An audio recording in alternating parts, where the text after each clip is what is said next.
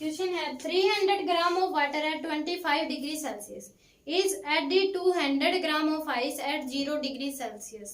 The final temperature of the mixture is, final temperature of mixture हमें बताना है क्या होगा। इसने कहा है कि 300 ग्राम क्या है, वाटर है 25 डिग्री सेल्सियस उसका टेम्परेचर है, और 100 ग्राम क्या है, आइस है 0 डिग्री सेल्सियस पे।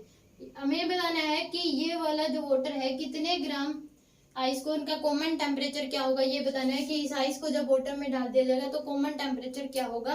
या फिर इसमें ये पूछ सकता है कि कितने पिघलेगी और कितनी बचेगी, ये भी इसमें पूछ सकता है। तो हमारे पास ये सोचो कि पूरी आइस को पिघलने में हमारे पास, ये सोचो पूरी आइस को पिघलने के लिए हीट कितनी चाहिए। पूरी आइस को पिघलने के लिए सबसे पहले सोचो कि पूरी आइस को पिघलने के लिए हीट कितनी चाहिए। हमें पता है 1 ग्राम के लिए, 1 ग्राम पिघलाने के लिए कितनी हमें हीट चाहिए होती है, 80 कैलोरी। 1 ग्राम को पिघलाने के लिए हमें हीट चाहिए होती है 80 कैलोरी। तो ये 100 ग्राम को पिघलाने के लिए हमें हीट कितनी चाहिए होगी, 8000 कैलोरी। 100 ग्राम को पिघलाने के लिए हमें क्या चाहिए होगी, 8000 कैलोरी चाहिए होगी। अब हमें ये देखना है कि जो वाटर है वो 0 डिग्री सेल्सियस होने में कितनी हीट रिलीज कर देगा। वाटर जब 0 डिग्री सेल्सियस होगा तो 0 डिग्री सेल्सियस हो गया, मान लीजिए वाटर का टेम्परेचर 0 डिग्री सेल्सियस होगा, तो ये कितनी हीट रिलीज करेगा ये हम निकाल लें। तो हमारे पास Q इक्वल टू क्या हो जाएगा, ms डेल्टा टी, यानी Q मास कितना है 300 ग्राम डिवाइड बाय में 1000 इंटू में ऐसा हमारे पास क्या आता है, वाटर का 1 होता है, या फिर ग्राम में अगर निकालें इंटू 1 इंटू में डेल्टा टी 25, तो हमारे पास कितनी आ जाएगी 750 कैलोरी।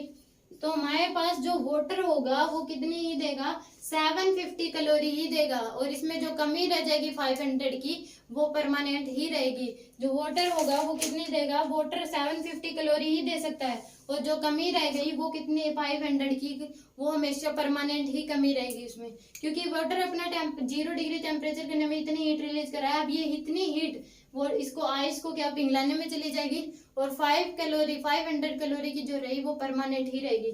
अब ये हमें देखना है कि इतनी हीट में हमारे पास कितनी बर्फ पिघल जाएगी। तो Q इक्वल टू क्या आ जाएगा, MLF। Q हमारे पास कितना है 7500, मास हमें निकालना है LF, latent heat of fusion क्या दे रखी है हमें आइस की, latent heat of fusion ice होती है 80। तो मास कितना हो जाएगा हमारे पास 7 डिवाइड बाय में 80,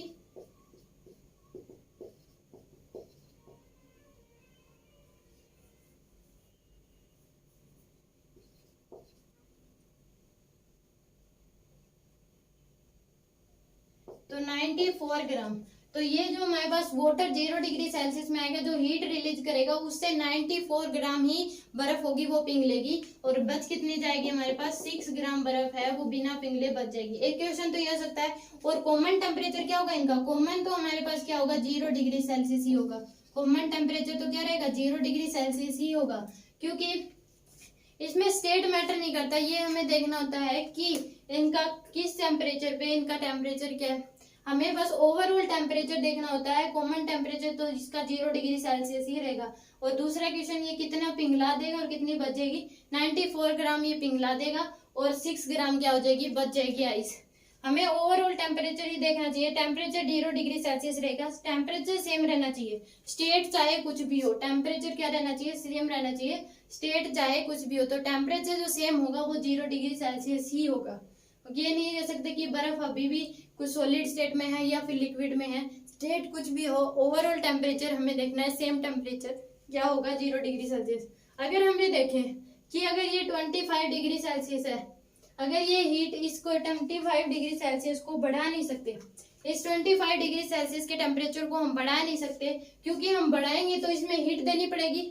अगर हम बढ़ाएंगे तो इसमें हीट देनी पड़ेगी, और ये वाला क्या करेगा, हीट लॉस करेगा। अगर आइस हीट लॉस करेगी तो टेम्परेचर क्या हो जाएगा, नेगेटिव में चले जाएगा। आइस अगर हीट लॉस करेगी तो टेम्परेचर क्या होगा, नेगेटिव में चला जाएगा। तो इस वजह से हम 25 डिग्री सेल्सियस से बढ़ा नहीं सकते। अगर इसका टेम्परेचर 20 डिग्री सेल्सियस हम कर दें तो उस केस में क्या हो जाएगी, बर्फ सारी नहीं पिघलेगी, फिर भी उसका टेम्परेचर क्या रहेगा, 0 ही रहेगा। 0 तो इसका टेम्परेचर 8000 कैलोरी तक अगर हम देंगे तो भी टेम्परेचर आइस का क्या रहेगा, 0 ही रहेगा। अगर इससे बढ़ा के अगर हम देंगे तो इसका टेम्परेचर क्या होगा, इंक्रीज होना शुरू होगा। कॉमन टेम्परेचर इनका 0 ही रहेगा। बर्फ जो पिघलेगी वो 94 ग्राम होगी, बच जाएगी वो 6 ग्राम हो जाएगी। This is the question.